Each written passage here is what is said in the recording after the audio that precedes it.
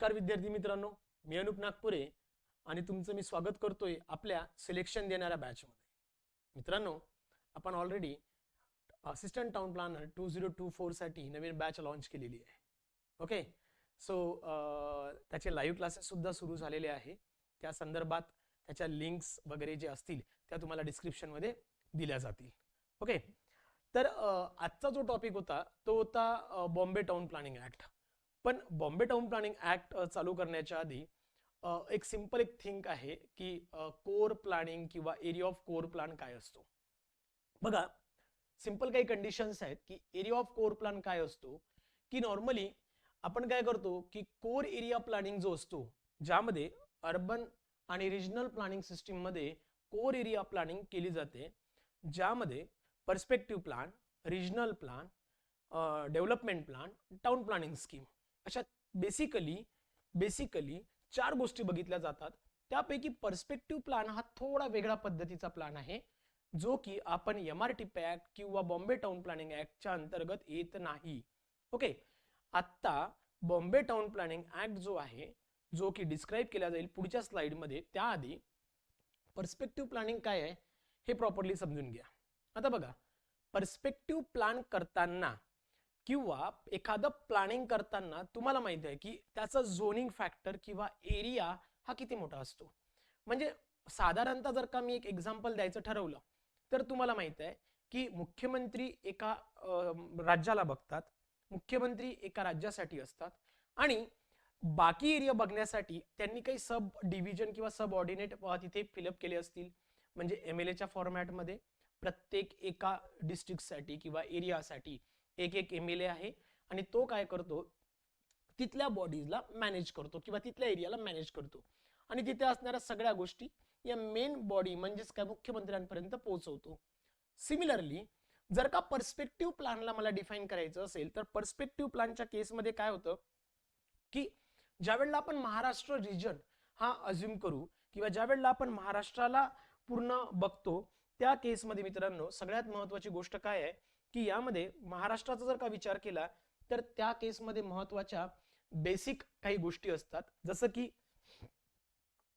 मी ज्या वेळेला महाराष्ट्राचा विचार करतो,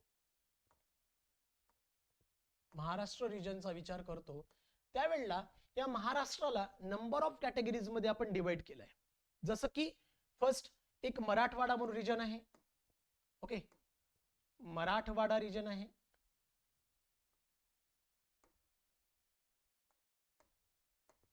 त्यानंतर विदर्भ आहे.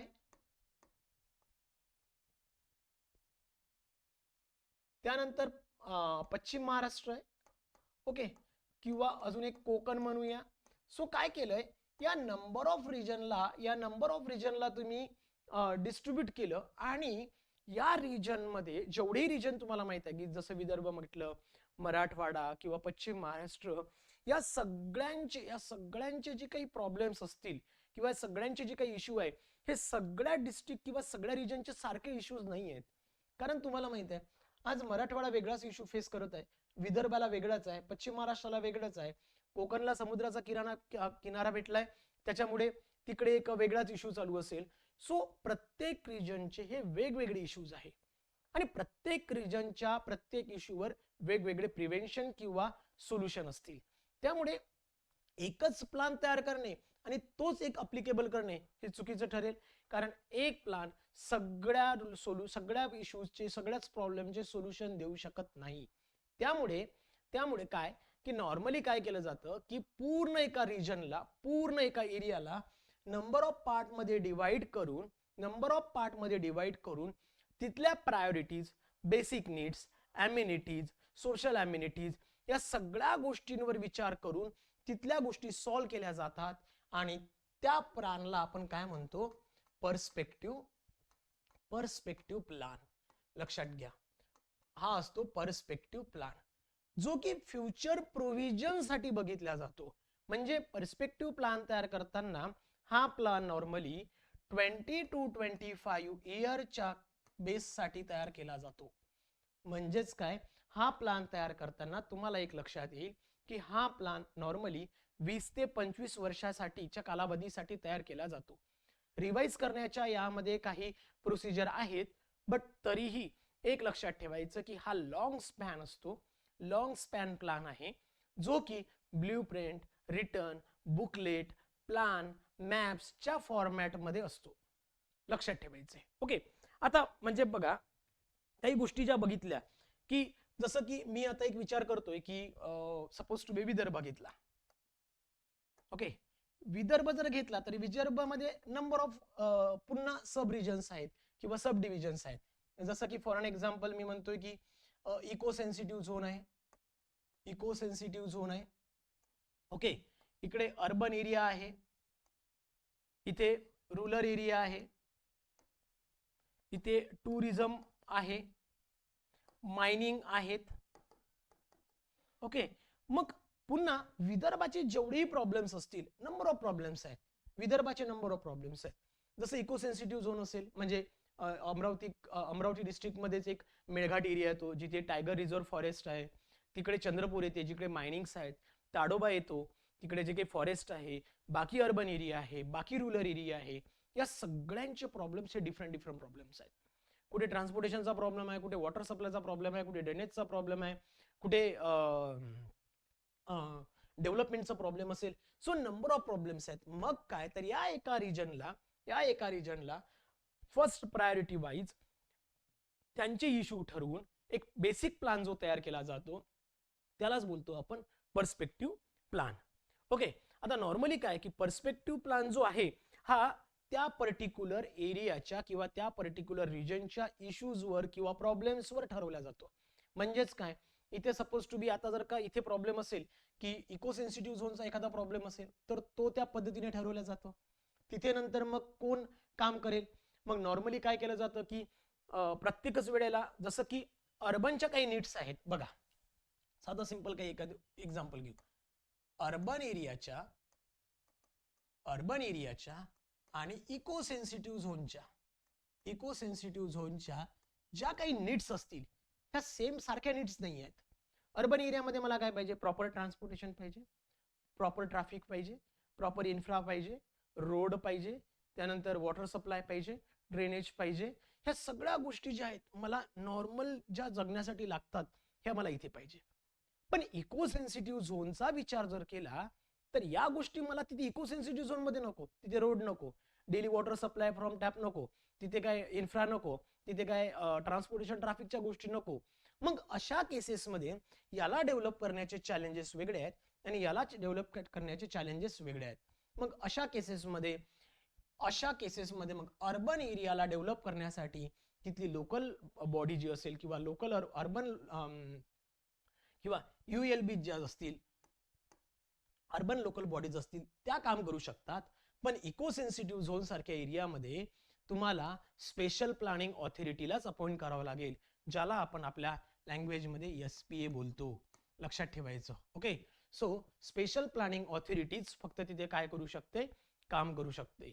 सो त्या केसमध्ये ज्या वेळेला पर्स्पेक्टिव्ह प्लॅन हा तयार केला जातो, हा एका एरिया वाईज तिथल्या असणाऱ्या प्रॉब्लेम्सवर किंवा त्यांचं सोल्युशन फाइंड आउट करण्यासाठी एक लॉंग स्पॅन किंवा लॉंग टर्म साठी जो एक प्लॅन तयार केला जातो त्याला आपण काय बोलतो, perspective plan. Normally perspective plan ज्या वेळेला तयार केला जातो याचा कालावधी 20 to 25 इयरच्याच बेसिक कन्सेप्टवर हा तयार केला जात असतो. लक्षात ठेवा, 20 to 25 इयरच्याच बेसिक कॉन्सेप्टवर हा नॉर्मली तयार केला जातो. क्लिअर. यानंतर जसं की पर्स्पेक्टिव्ह प्लॅन झाला, यानंतर जो बेसिक आहे after the perspective planning, okay, normal आहे रिजनल प्लॅन. रिजनल प्लॅन काय तर मग पर्स्पेक्टिव्ह प्लॅन झाला बघा. पुन्हा मी हवं तर एकदा क्लिअर करून देतो. जसं की मी जसं म्हटलं की महाराष्ट्र,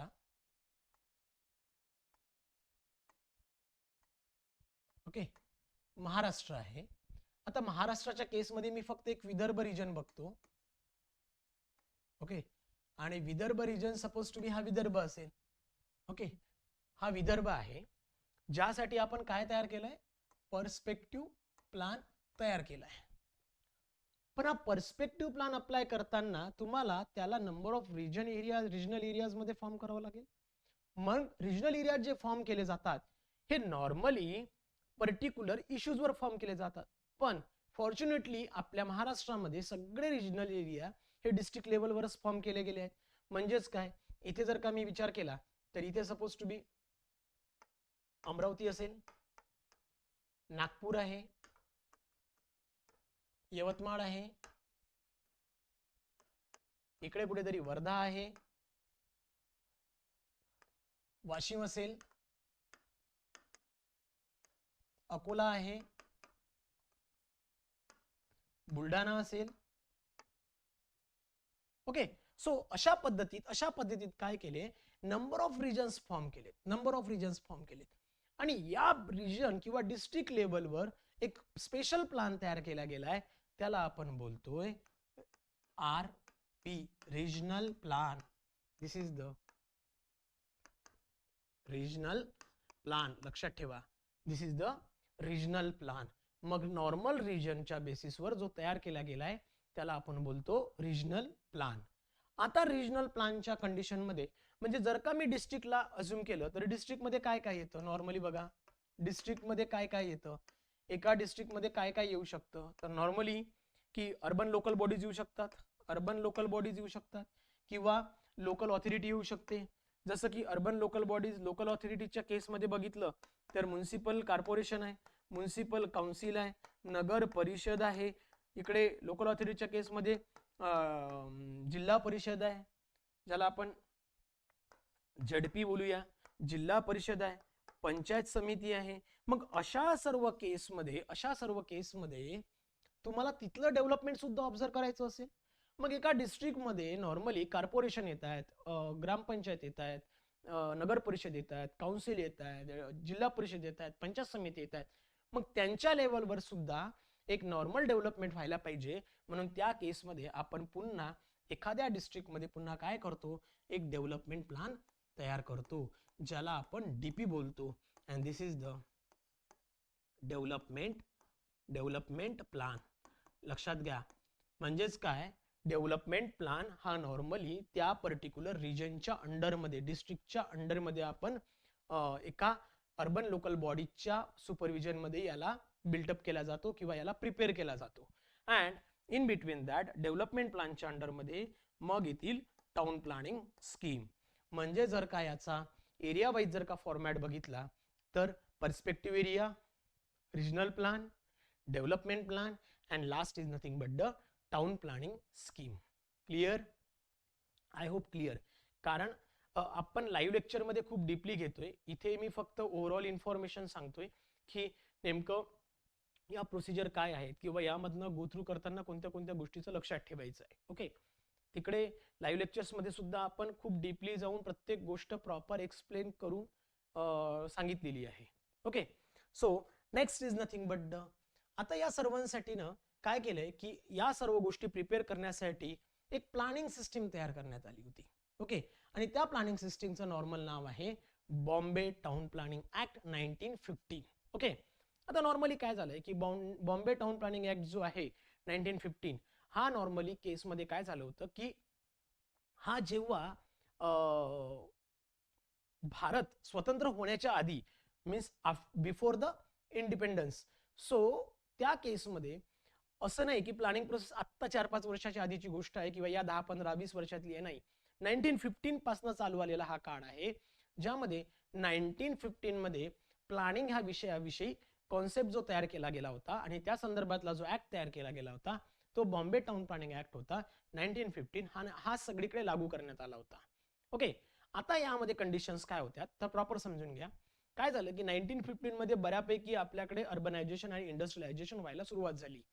त्यामुळे काय, एक हॅबझर्ड्स ग्रोथ, अनवॉन्टेड स्प्रेड जे लोक होत होते सगळीकडे, ते थांबवण्यासाठी काय केलं गेलंय, एक सिंपल प्लॅन इम्प्लिमेंट करण्याचा असं गव्हर्नमेंटने ठरवलेलं होतं. आणि त्या केसमध्ये गव्हर्नमेंटने एक सिंपल एक लॉ तयार केला गेलाय, एक ऍक्ट तयार केला गेलाय, बॉम्बे टाउन प्लॅनिंग ऍक्ट 1915च्या केसमध्ये. मग यामध्ये काही इफेक्टिव्ह मॅनेजमेंट प्रोव्हाइड करण्यात आलं होतं, ज्या केसमध्ये त्यांनी सांगितलं होतं की infrastructure services such as a water supply, drainage must be provided, म्हणजे त्याही वेळेला इन्फ्रास्ट्रक्चरच्या केसमध्ये वॉटर सप्लाय आणि ड्रेनेज सिस्टीम प्रोव्हाइड करणं हे त्या अंतर्गत ठरवलं गेलं होतं. Next, land must be appropriated for providing roads, म्हणजे रिझर्वेशन तेव्हाही सोडायचे, roads, parks, social amenities and low income housing. आत्ताच्या केसमध्ये आपण जे अफोर्डेबल हाऊसिंग सिस्टीम बघतो त्याच केसमध्ये लो इन्कम हाऊसिंग ही कंडिशन अप्लाय करण्यात आली होती. आणि लो इन्कम हाऊसिंगच्या केसमध्ये आत्ता जो आपण affordable housing system for the EWS LIG tenant साठी प्रोव्हाइड करतो ते तेव्हाही होतं, असं नाही की ते आत्ताच आलंय. ओके, या केसच्या किंवा या कंडिशनच्या बेसिसवर एक बॉम्बे टाउन प्लॅनिंग ऍक्ट हा प्रिपेअर करण्यात आला होता आणि जो ओव्हरऑल इंडियाजमध्ये अप्लिकेबल करण्यात आला होता किंवा तो ठरवला गेला. पुढे बॉम्बे टाउन प्लॅनिंग ऍक्टच्या केसमध्ये जो बॉम्बे टाउन प्लॅनिंग ऍक्ट होता हा 1915 का बरं बोलतात, कारण की याचं बिल आणि अमेंडमेंट जे पास झालं होतं ते 1915 मध्ये पास झालं होतं. ओके, आणि हा फोर्स मध्ये 6 मार्च 1915 ला हा अप्लिकेबल करण्यात आला होता. म्हणजे Bombay town planning act passed in 1915 and it comes into the force in 6 March 1915. Okay, आता हा प्लान दोन बेसिक कंडिशनवर तयार केला गेला किंवा याच्यामध्ये दोन मेजर कॉन्सेप्ट होते, ज्यामध्ये त्यांनी काय म्हटलं होतं, the preparation of town planning scheme, the preparation of town planning scheme, पुढे महत्वाचं आहे, for a area in the course of development within a jurisdiction, for the course of development within a jurisdiction. हा खूप important word आहे, for the course of development within a jurisdiction. Preparation of town planning scheme, की town planning scheme prepare करा. नाव suppose to be हा एखादा region आहे, हा एखादा रिजन आहे आणि या रिजन मध्ये नंबर ऑफ सिटीज असतील किंवा कॉर्पोरेशन्स असतील, मोठमोठे शहरं, छोटे शहरं, गाव, खेडे सगळंच आहे. त्यांनी काय सांगितलं, टाउन प्लॅनिंग स्कीम 1915 नुसार असं सांगण्यात आलं की टाउन प्लॅनिंग स्कीम प्रिपेअर करा विदिन अ ज्युरिडिक्शन, आपल्या हद्दीत येणाऱ्या एरियामधल्या स्कीमला डेव्हलप करा. आणि त्यानुसार इम्प्लिमेंटेशन झालं. सपोज टू बी हे एक सिटी असतील, ही एक सिटी असेल, ही एक सिटी असेल, हे एक टाउन असेल, इथे एक सिटी आहे आणि इथे एक सिटी आहे, असं एक अझम्पशन म्हणून चालू. ओके, आता याची जी ज्युरिडिक्शन आहे ही इथपर्यंत आली रे, याची ज्युरिडिक्शन इथपर्यंत असेल, याची ज्युरिडिक्शन इथपर्यंत आहे, ही इथपर्यंत ज्युरिडिक्शन आली आणि मग ही इथपर्यंत आली. क्लिअर? सो या केसमध्ये काय की यांनी काय म्हटलं होतं 1915 नुसार की prepare the town planning scheme and within or development should be kept under the within a jurisdiction. ज्या हद्दीमध्ये जर येत असेल, त्या हद्दीमध्ये येत असेल त्यालाच फक्त डेव्हलप करा. मग यांनी काय केलं, यांनी एवढा पार्ट जो आहे तो डेव्हलप करून टाकला, यांनी एवढा पार्ट डेव्हलप केला, यांनी एवढा पार्ट डेव्हलप केला असेल. ओके, म्हणजे स्वतःच्या हद्दीत येणाऱ्या पार्टला त्यांनी डेव्हलप केला आणि तिथल्या पद्धतीत स्कीम्स तयार केल्या. स्कीम्स म्हणजेच काय, त्यांनी तिथे काय रोड्स प्रोव्हाइड केले असतील किंवा रिझर्वेशन सोडले असतील, तिथे पार्क्स प्रोव्हाइड केले असतील, वॉटर सप्लाय प्रोव्हाइड केला असेल, ड्रेनेज सिस्टीम, सोशल अम्युनिटीसाठी रिझर्वेशन सोडले असतील. म्हणजे या ज्या सर्व गोष्टी होत्या ज्या बेसिसवर बॉम्बे टाउन प्लॅनिंग ऍक्ट तयार करण्यात आला होता, त्या सर्व गोष्टी किंवा नीड्स किंवा थिंग्स तिथे प्रोव्हाइड करण्यात आल्या होत्या. आणि सेकंड पॉइंट यामध्ये असा होता की ज्या लोकल बॉडीज इथे, जसं आपण आता टॅक्स बोलतो तेव्हा सारा होता, ज्या तिथे सुख सुविधा प्रोव्हाइड करतील किंवा जी लोकल ऑथॉरिटी, जी अर्बन बॉडी तिथे त्या गोष्टी प्रोव्हाइड करतील, त्यांनी त्यांच्याकडनं development charge in the case of सारा, in the case of tax वसूल करायचा. असं सिंपल्स ठरलेलं. म्हणजेच काय बघा, त्यांनी तेच केलंय की the recovery by the planning authority of a betterment contribution from the owners of benefited land. Okay, so त्या पद्धतीत ज्या काही सुखसुविधा म्हणजे तुम्हाला प्रोव्हाइड करण्यात गेलाय किंवा लँड डेव्हलपमेंटच्या केसमध्ये जे काही बेनिफिट्स तुम्हाला देण्यात आले त्याच्या बदल्यात टॅक्स पुन्हा रिफंड किंवा परत घ्यायचा, ह्या दोन गोष्टी इम्पॉर्टंट होत्या. आता पहिली गोष्ट जी त्यांनी बोलले की the preparation of town planning scheme, म्हणजे town planning scheme first time 1915 मध्ये इंट्रोड्यूस करण्यात आली होती. 6 मार्च 1915 ला तो ऍक्ट फोर्समध्ये होता आणि त्या केसमध्ये त्याने सांगितलं होतं की for an area in the course of development within a jurisdiction, development within a jurisdiction, आणि तेवढंच करण्यात आलं की जे काही डेव्हलपमेंट करण्यात आलं ते विदिन अ ज्युरिडिक्शन करण्यात आलं. आता यामध्ये काय झालं की जो सराउंडिंग एरिया आहे, हा जो सराउंडिंग एरिया आहे याच्यावर कोणत्याही पद्धतीचं इथे कोणत्याही पद्धतीचं डेव्हलपमेंट ऑब्झर्व करण्यात आलं नाही. बघा, म्हणजे त्यांनी काय म्हटलं की यांनी म्हटलं की तुम्ही डेव्हलपमेंट करा पण विदिन अ ज्युरिडिक्शन. मग यांची ज्युरिडिक्शन फक्त इथून इथपर्यंत होती, यांनी इथपर्यंत केलं, इकडे इथपर्यंत केलं, यांनी इथे केलं, इकडे केलं. मग हा जो सराउंडिंग एरिया आहे, हा सराउंडिंग एरिया कुठेही इंटरलिंक नव्हता, कुठेही याला डेव्हलपमेंट ऑब्झर्व करण्यात आलं नाही. त्यामुळे काय, हा जो प्लान आहे किंवा अशा पद्धतीचा जो ऍक्ट आहे किंवा अशा पद्धतीचं जे डेव्हलपमेंट आहे हे तुकड्या तुकड्यांमध्ये व्हायला लागलं. बरोबर आहे. म्हणजे बघा, इथे हा एक तुकडा दिसतो, इथे एक दिसतो, इथे एक दिसतो, इथे इथे. म्हणजे जे डेव्हलपमेंट होत होतं हे होलिस्टिक डेव्हलपमेंट होत होतं का, ओव्हरऑल डेव्हलपमेंट होत होतं का, नाही. हे कसं होत होतं, तुकड्या तुकड्यांमध्ये, पिसमिल प्लॅनिंग ज्याला बोलतो आपण. ओके, तुकड्यांमध्ये जे डेव्हलपमेंट होत होतं ते ऑब्झर्व करण्यात आलं आणि त्यामुळे काय झालं, 1915 चा जो लॉ आहे तो थांबवण्यात आला आणि 1954 ला नवीन Bombay town planning act revise करण्यात आला, ज्यामध्ये बघा, ज्यामध्ये हा जो टाउन प्लॅनिंग ऍक्ट होता की it was observe that the town planning scheme prepared under the 1915 results in the piecemeal planning. म्हणजेच काय, इथे जे प्लॅनिंग केलं गेलं होतं ते तुकड्या तुकड्यांमध्ये केलं गेलं होतं. Okay, and piecemeal planning having no relation within adjoining areas. Okay, जो काही सराउंडिंग एरिया होता, जो ऍडजॉइनिंग एरिया होता त्यासोबत कोणतंही इंटरलिंक रिलेशन नव्हतं असं ऑब्झर्व करण्यात आलं. त्यामुळे त्यांनी काय केलं, या प्लॅनला रिप्लेस केला 1954 च्या प्लॅन सोबत, 1954 च्या प्लॅन सोबत. आणि तो प्लॅन फर्स्ट टाइम इम्प्लिमेंट केल्यानंतर त्या प्लॅन मध्ये फर्स्ट टाइम इम्प्लिमेंट झालं डेव्हलपमेंट प्लॅन. त्या केसमध्ये काय इंट्रोड्यूस केलाय, फर्स्ट टाइम डेव्हलपमेंट प्लॅन. म्हणजेच काय, 1954 चा जो ऍक्ट आहे तो 1915 च्या जागेवर आला आणि त्यामध्ये टाउन प्लॅनिंग स्कीमच्या ऐवजी डेव्हलपमेंट प्लॅन इंट्रोड्यूस केला. आता या केसमध्ये काय झालं की जो सराउंडिंग एरिया होता, जो ऍडजॉइनिंग एरिया होता, जिथे डेव्हलपमेंट ऑब्झर्व करण्यात नव्हतं आलं, तो सुद्धा डेव्हलपमेंट प्लॅनच्या अंडरमध्ये डेव्हलप व्हायला लागला. आणि त्या केसमध्ये ज्या वेळेला हा बॉम्बे टाउन प्लॅनिंग ऍक्ट तयार केला गेलाय त्यावेळेला महाराष्ट्रामध्ये किंवा महाराष्ट्राच्या एरियामध्ये सौराष्ट्र, कच्छ, गुजरात, विदर्भ आणि मराठवाड्याचा एवढा मोठा रिजन त्यामध्ये ऍड झालेला होता.